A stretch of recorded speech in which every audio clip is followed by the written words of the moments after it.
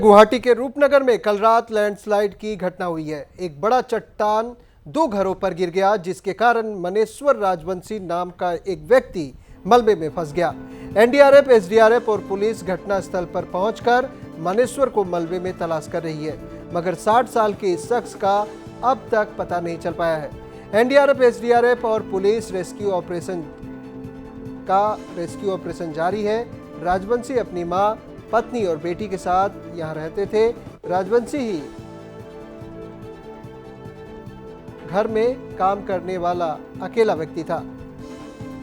तो गुवाहाटी के रूपनगर में बड़ी लैंडस्लाइड हुई है और एक बड़ा चट्टान दो घरों पर गिर गया है, जिसके कारण मनेश्वर राजवंशी नाम का एक व्यक्ति मलबे में फंस गया।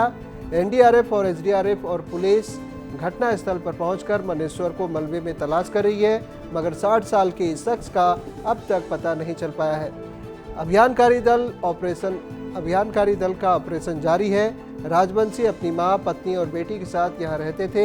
राजवंशी घर में काम करने वाले अकेले व्यक्ति थे।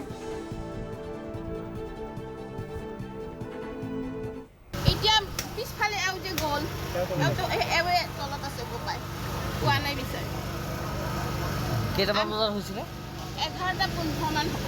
চাৰে 11:30 হ'ব প্ৰায়। এও বিশ্বাস কৰিব গৈছে। এও শুই আছিলে।